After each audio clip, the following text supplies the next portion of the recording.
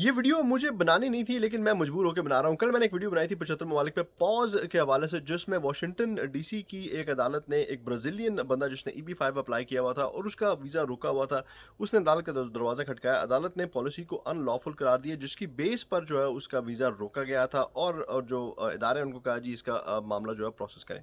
सो मैंने ये कहा कि एक खुशखबरी आ गई है जिसकी आई मीन ऑब्वियसली एक खुशखबरी है, एक दरवाज़ा जो है वो तमाम लोगों के लिए खुल गया है अपने प्यारों से, अपने न्यारों से, अपने दिलदारों से मिलने के लिए। जो लोग बहुत देर से तड़प रहे हैं, किसी को 6 महीने हो गए हैं, किसी को साल हो गए, किसी को 2 साल हो गए, किसी को जो भी हो गया, लेकिन वो कह रहे हैं जी ये जब तक नहीं खुलेगा तब तक जो है हमारा मामला नहीं जो है वो ख़त्म होगा। सो एक दरवाज़ा जो है लोगों के लिए जो खुल चुका है।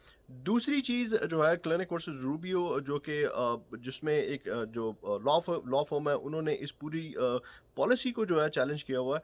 अगर आप उसका वेट कर रहे हैं, वो मैं हमेशा ये मिसाल देता हूँ, कश्मीरियों की मिसाल है, मैं खुद भी कश्मीरी हूँ, आप कोई ऑफेंडेड फ़ील ना करें।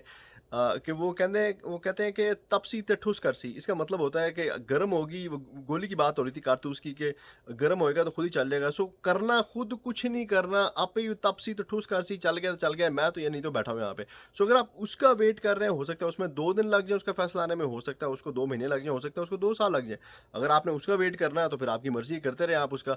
बाकी ये कि जब उसका भी अगर फैसला आता है, तो मैं इस पे पहले भी बात कर चुका हूँ, क्लिनिक वर्सेस रूबियो का जो फैसला आएगा, उसको भी अगर फेडरल हुकूमत लटकाना चाहे तो उसको लटका सकती है। फेडरल आ भी जाए, अगर उसका फैसला आ भी जाए तो उसको वो अपील्स कोर्ट में ले जा सकते हैं, वहाँ से उसको सुप्रीम कोर्ट में ले जा सकते हैं, और उनको 2 महीने लटकाना है, 6 महीने लटकाना है, वो उसको लटका भी सकते हैं अगर लटकाना चाहें तो। सो अगर आपको उसका वेट करना है तो आप करते रहें। बाकी वापस मैं उसी बात पे जाऊँगा कि अगर आपको इतनी तांग है अपने लोगों को मिलने की, अपने प्यारों को, अपने न्यारों को, तो आप भी एक दरख़्वास्त जो है वो ले जाके वहाँ पे दे सकते हैं कि जज साहब, बेस्ड ऑफ दैट जो भी आपने डिसीज़न दिया, मेरा भी यही मसला है, मैं भी अपने घरवालों को, प्यारों को, न्यारों को नहीं मिल पा रहा, ये मामला चल रहा है मेरा, तो मुझे भी उसी पॉलिसी को जो आपने अनलॉफुल करार दी है, उसके तहत मुझे भी रिलीफ़ दिया जाए। सो आपको भी रिलीफ़ जो है वो मिल सकता है। लेकिन हमारे लोग इस तरह से होते हैं कि ना तो कुछ करना चाहते हैं, ना तो कोई पैसे खर्चना चाहते हैं, ना अदालत जाना चाहते हैं, ना कोई वकील करना चाहते हैं, कुछ भी नहीं करना चाहते। वो बस कहते हैं कि यार मुफ्तो-मुफ्त जो काम हो जाए सो हो जाए, नहीं हो रहा तो ना होए, मैं तो बैठा हूँ यहाँ पे, चाहे इसमें साल लगे, 2 साल लगे, 6 महीने लगे, जो भी लगे, लेकिन मैं कुछ नहीं करने वाला। खुद ब खुद ही वो लॉ फ़र्म का फैसला आएगा और यूँ होगा और वो होगा तो मेरा काम हो जाएगा, वरना मैं घर बैठ के रोता-धोता रहूँगा कि हुकूमत ने ये कर दिया, हुकूमत ने वो कर दिया, इसकी वज़ह से मैं अपने पैरों को नहीं मिल मिल पा रहा, ये नहीं हो रहा, वो।